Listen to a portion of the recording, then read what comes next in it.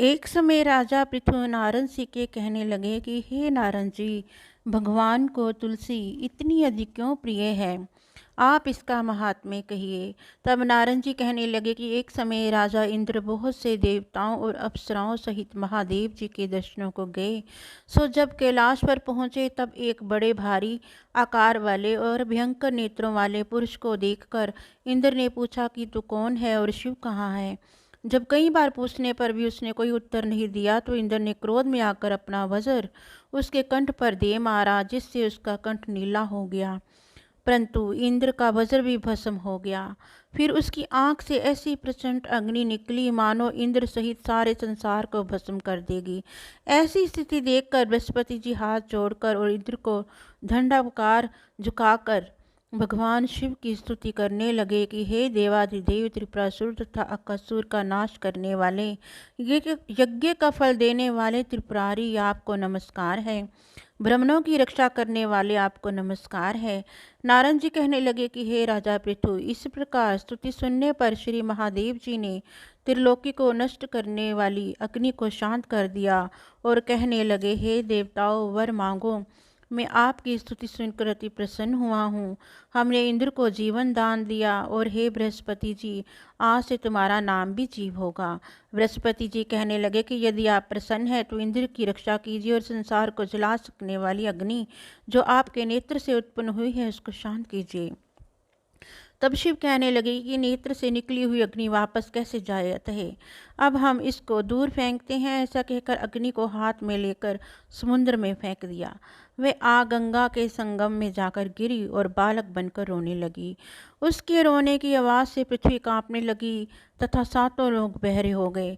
ऐसा आश्चर्य देखकर वहीं पर आए हुए ब्रह्मा जी समुद्र की गोद में बालक देखकर आश्चर्य से पूछने लगे कि ये बालक किसका है। समुद्र ने बड़े आदर से बालक को उठाकर ब्रह्मा जी की गोद में दे दिया और कहने लगे कि ये मेरा पुत्र गंगा से उत्पन्न हुआ है, आप इसके जात कर्म कराएं। फिर उस बालक ने ब्रह्मा जी की दाढ़ी पकड़कर इस जोर से मरोड़ी कि ब्रह्मा जी के नेत्रों में आंसू आ गए। किसी प्रकार दाढ़ी छूटी तो ब्रह्मा जी ने कहा कि इसने हमारी आंखों से जल निकाला है, अतः इसका नाम जलंधर होगा। परंतु ये शिव के अतिरिक्त और किसी के हाथ से नहीं मरेगा, क्योंकि ये शिव के अंश से ही उत्पन्न हुआ है। यह अभी युवा हो जाएगा। अब ब्रह्मा जी शुक्राचार्य को बुलाकर उसका राज्याभिषेक कराकर अंतर्ध्यान हो गए। तब समुंदर ने काल नेमी की कन्या वृंदा के साथ उसका विवाह कर दिया, जो कि पतिव्रताओं में सबसे प्रथम और अति सुंदर थी। परम सुंदरी वृंदा के साथ विवाह कर जलंधर अति प्रसन्नता से दिन बिताने लगा। जब जलंधर घर आता तो वृंदा अपने हाथ से पंखा जलती, पाद्य अर्घ्य आचमन उसको अर्पण करती। वे अपने पति को नारायण समझकर उसकी सेवा किया करती थी। नारद जी कहने लगे कि हे राजा पृथु, अब मैं पतिव्रता स्त्रियों के कुछ लक्षण तुमसे कहता हूँ। पतिव्रता स्त्री अपने पति के दुख में दुखी और उसके सुख में सुखी होती है। परदेश जाने पर दुखी और पति के मर जाने पर सती हो जाती है।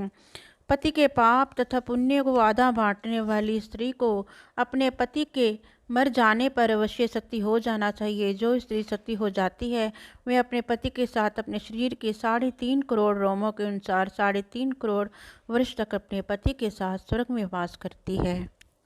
इतना कहकर नारद जी बोले, हे राजा पृथु, देवताओं से डरकर जो सब दैत्य पाताल में भाग गए वे जलंधर का भय पाकर फिर पृथ्वी पर आकर घूमने लगे।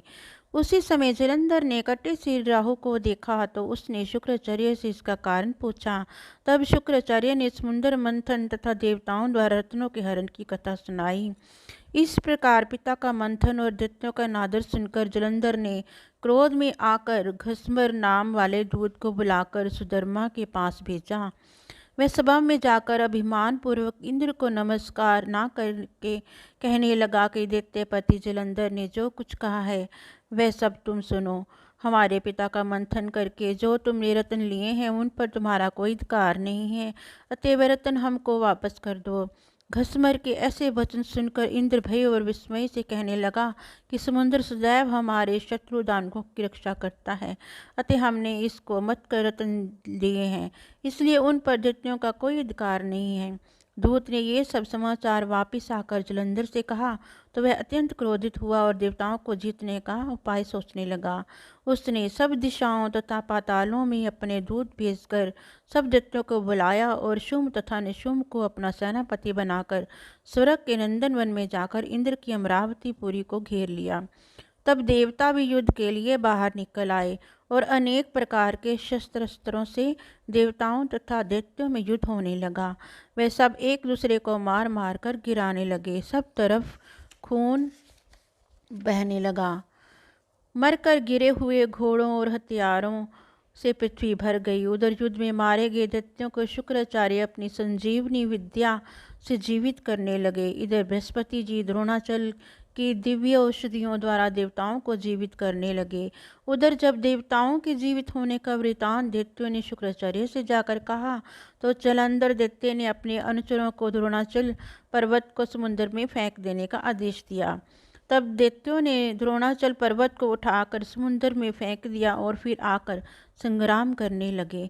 जब देवताओं को जीवित करने के लिए औषधि लेने बृहस्पति जी द्रोणाचल गए तो वहां दिव्य पर्वत को न देखकर देवताओं का दैत्यों के द्वारा निरंतर संहार होते देखकर वे घबरा कर कहने लगे कि हे शीघ्र ही यहाँ से भागो, ये दैत्य शंकर के अंश से उत्पन्न हुए हैं, अतः वे अब तुमसे नहीं मरेंगे। गुरु जी की ये बात सुनकर देवता भय के मारे दशों दिशाओं को भागने लगे और जलंधर दैत्य ने जीत के नगारे बजाते हुए देवों की अमरावती नगरी में प्रवेश किया। सब देवता भय के मारे सुमेरु पर्वत की गुफाओं में जाकर छिप गए। सब देवों के भाग जाने पर जलंधर इंद्र की पूरी अमरावती को शुम्भ निशुम्भ के अधिकार में सौंपकर स्वयं देवताओं का पीछा करने के लिए सुमेरु पर्वत की ओर गया। इंद्र आदि सब देवता जलंधर को फिर आता हुआ देखकर भगवान विष्णु की स्तुति करने लगे। बोले, हे मत्स्य आदि अनेक रूप धारण करने वाले, भक्तों के दुखों का नाश करने वाले, सारी सृष्टि का पालन तथा संहार करने वाले, शंख चक्र गदा और पद्म का धारण करने वाले, आपको नमस्कार है। लक्ष्मीपति, दैत्यों का नाश करने वाले, पीताम्बरधारी, शरणागतों की रक्षा करने वाले, आपको नमस्कार है। जलंधर दैत्य से दुख देवताओं के संताप को हरने वाले, सूर्य और चंद्रमा दो नेत्रों वाले, आपको नमस्कार है।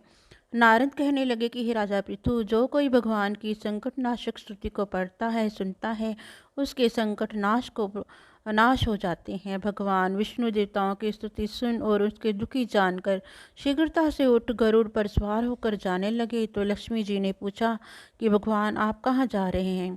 तब उन्होंने उत्तर दिया कि तुम्हारे भाई जलंधर से पीड़ित देवताओं की सहायता के निमित्त जा रहा हूँ। भगवान विष्णु ने जलंधर से कहा, तुम्हारा और हमारा युद्ध ठीक नहीं, क्योंकि तुम लक्ष्मी के भाई हो। तब जलंधर ने कहा, यदि आप प्रसन्न हैं तो मुझको यही वरदान दें कि लक्ष्मी जी तथा अपने गणों सहित आप मेरे घर में वास करो। कहकर भगवान लक्ष्मी जी सहित जलंधर नगर में चले गए। तब जलंधर देवताओं के स्थान पर सब दैत्यों को नियुक्त करके जलंधर नगर में निवास करने लगा और देव गंधर्व किन्नर यक्ष आदि के पास जो भी रत्न थे वे सब अपने अधिकार में करके निशुम्भ को शासन करने के लिए पाताल में भेज दिया। वहाँ उसने शेषादी नागों को वश में कर लिया। इस प्रकार जलंधर देव यक्ष किन्नर गंधर्व और मनुष्य सबको अपनी प्रजा बनाकर पुत्र समान तथा धर्म की नीति से उनका पालन करते हुए त्रिलोकी का राज्य भोगने लगा। नारद जी बोले, हे राजा पृथु, एक समय भगवान के दर्शन करने तथा जलंधर की राज्य लक्ष्मी देखने के लिए हम भी वहाँ गए। जलंधर ने हमारा बड़ा आदर सत्कार किया, भक्ति भाव से पूजन करने कहने लगा, महाराज आपका कैसे आना हुआ और मेरे लिए क्या आ गया है? हमने कहा, दैत्यराज मैं कैलाश पर गया था, वहाँ पार्वती सहित अवधूत शिव और उसका वैभव देखा तो चकित हो गया। क्या ऐसा वैभव और किसी का भी हो सकता है? ऐसा विचार कर तीनों लोक में भ्रमण करता हुआ यहाँ पर आया हूँ। यहाँ आकर तुम्हारी समृद्धि भी देखी है, तुम्हारे और शिव के वैभव में कोई अंतर नहीं है, किंतु तुम्हारा वैभव स्त्री रहित है। भस्म लेपन करने वाले राग रहित कामदेव के शत्रु शिव के पास स्त्री रतन जैसी पार्वती है। वैसे यद्यपि तुम्हारे पास अनेक सुंदरियां हैं, परंतु उनमें से कांतिमान पार्वती का सामना का कोई भी नहीं कर सकता। तो तुम्हारा यह वैभव स्त्री रहित देखकर यही निश्चित हुआ कि शिव के समान वैभवशाली इस समय त्रिलोक में कोई नहीं है, क्योंकि उनके पास पार्वती जैसी स्त्री है। जिसको देखकर ब्रह्मा जी ने अनेक अप्सराएं रची, परंतु एक भी पार्वती जी की क्षमता को नहीं पहुँच सके। नारद जी कहने लगे, हे राजा पृथु, हम तो इतना कहकर वहाँ से चले आए, परंतु जलंधर ने पार्वती जी की इतनी सुंदरता सुनकर कामज्वर से पीड़ित हो राहु को बुलाकर शिव के पास भेजा। राहु उसी समय चंद्र के समान उज्ज्वल कैलाश को काला करता हुआ द्वारपाल नदी द्वारा रोके जाने तथा शिव के सामने उपस्थित किए जाने पर उनसे बोला कि हे शिव, तीनों लोकों के नाथ और सब रत्नों के स्वामी जलंधर की आज्ञा सुनो। शमशानवासी तथा नरमुंडों की माला धारण करने वाले जटाजूटधारी तुम्हारे जैसे अवधूत के पास पार्वती जैसी परम सुंदरी स्त्री शोभा नहीं देती। मैं तीनों लोकों का नाथ, सब रत्नों का स्वामी हूँ, क्योंकि पार्वती भी स्त्री रत्न है, अतः वे मेरे साथ ही शोभा दे सकती है। तेरे जैसे भस्म धारण करने वाले योगी के पास नहीं रह सकती।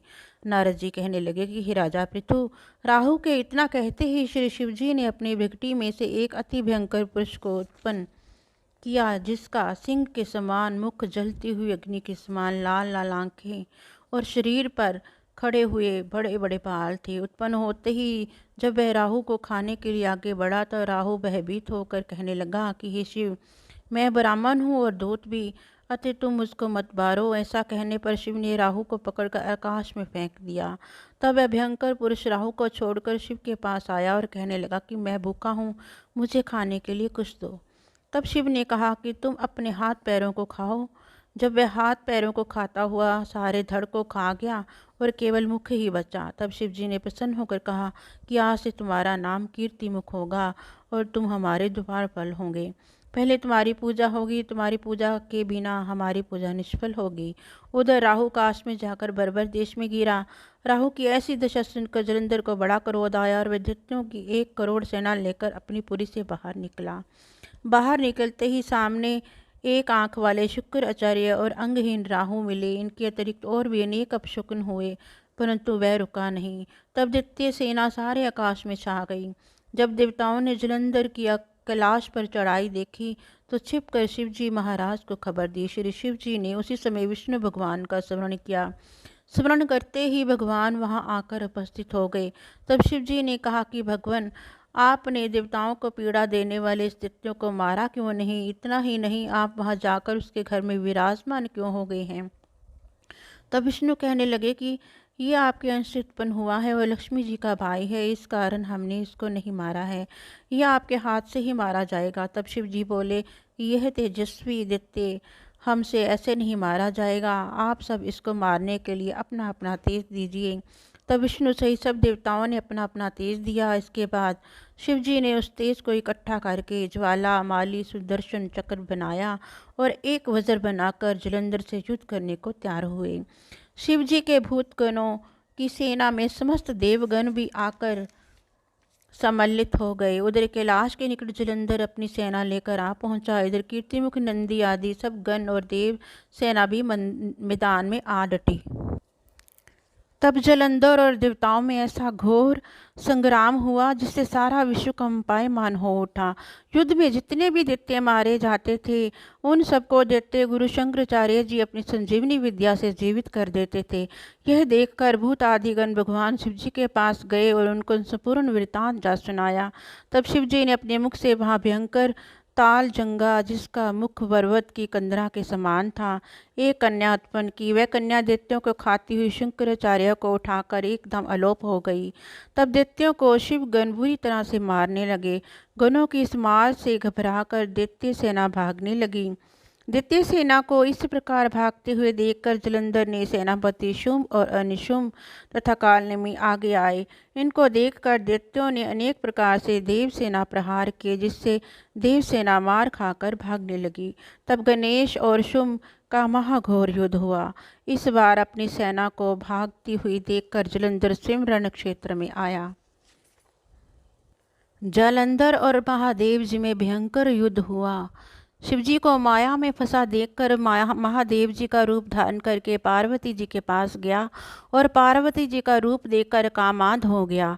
पार्वती जी महादेव जी को आया देखकर खड़ी हो गई, परंतु तत्काल ही राक्षसी माया समझकर वहां से अंतर्धान हो गई।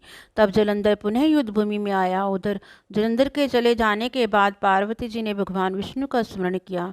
तब भगवान विष्णु ने वहां उपस्थित होकर पार्वती जी को आश्वासन दिया। भगवान विष्णु ने सोचा कि जलंधर ने स्वयं अपनी मृत्यु का रास्ता बता दिया है। वह दुष्ट वृंदा के पतिव्रत धर्म के कारण ही मृत्यु के प्राप्त नहीं होता है। अतः देवताओं के कार्य तथा भक्तों की रक्षा करने के लिए हमको ही वृंदा के धर्म को भंग करने का घोर कर्म करना चाहिए पड़ेगा। ऐसा करने पर ही इस दुष्ट की मृत्यु होगी। इतना ही देर में शिवजी भी राक्षसी माया से मुक्त होकर जलंधर को आया देख उसके साथ युद्ध करने के उद्यत हुए और उस पर अनेकानेक बाणों का प्रहार किया।